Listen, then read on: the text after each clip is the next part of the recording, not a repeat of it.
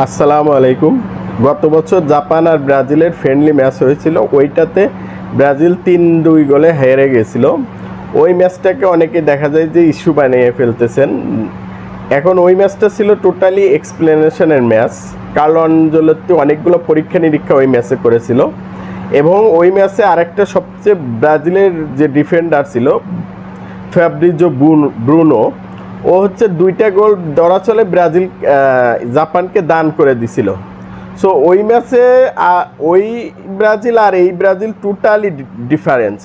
এবং যাই হোক, এই ম্যাচে কি ফ্যাক্টর আছে, কে কি ফ্যাক্টর হতে পারে, এই পয়েন্টটা নিয়ে আমি একটু আলোচনা করব।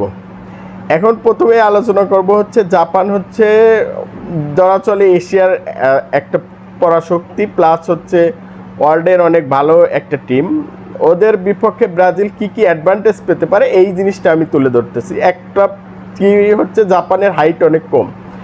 এইখানে আমাদের যে গ্যাব্রিয়েল ম্যাগালেস আছে, ও দেখা যায় যে এই সিজনে 13টা হেড দিয়ে গোল দিছে, প্লাস হচ্ছে ওর টোটাল হচ্ছে এরিয়াল ডুয়েল ওন করছে হচ্ছে 89টা, এবং ওর এরিয়াল ডুয়েলের ওন রেট হচ্ছে 66%, এবং ইউসিএলে সেটা আরও বেড়ে গিয়ে প্রায় 80%-এর কাছাকাছি। সো এরকম একটা ডিফেন্ডার থাকলে মানে আমাদের জন্য অনেক বড় একটা অ্যাডভান্টেজ। কারণ হচ্ছে জাপান যখন অ্যাটাকিং করবে, তখন এরিয়াল ডুয়েলগুলো যেভাবে গ্যাব্রিয়েল ম্যাগালেস প্লাস হচ্ছে ফ্রি কিকে যে অ্যাডভান্টেজটা পাবে, এবার এটা অবশ্যই একটা ভালো একটা অ্যাডভান্টেজ পাবে। সেকেন্ড যেটা হচ্ছে, ব্রাজিল অনেক ট্রানজেকশন, দেখা যায় জাপান অনেক ট্রানজেকশনে ভালো একটা টিম। দেখা যায় যে ওরা ট্রানজেকশনে সবাই গিয়ে ডিফেন্স করতেছে, আবার সবাই গিয়ে অ্যাটাকিংয়ে খেলতেছে। এইখানে আমার মনে হচ্ছে ক্যাসিমেরো একটা বড় ভূমিকা পালন করতে হবে। ক্যাসিমেরোকে যে রোলটা দেওয়া হয়েছে, ওই যদি ঠিকঠাক মতো পালন করতে পারে, এটা একটা বেশি একটা সমস্যা হবে না।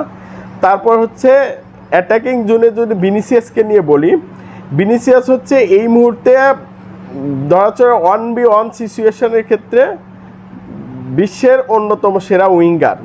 সো ভিনিসিয়াস এইখানে দেখা যায় যে 1v1 যত বেশি, ব্রাজিল যদি রাইট সাইড ওভারলোড করে খেলে এবং লেফট সাইডে ভিনিসিয়াসকে স্পেস দেয়, তাহলে ভিনিসিয়াস 1v1 সিচুয়েশনে গোল বলেন অ্যাসিস্ট বের করতে পারবে।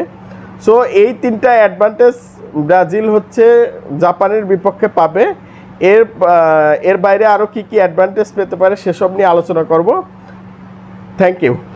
আরও কিছু টেকনিক্যাল অ্যানালাইসিস আমি পরবর্তীতে আপনাদের সাথে শেয়ার করব। এ পর্যন্ত এখানেই থাক। আল্লাহ হাফেজ।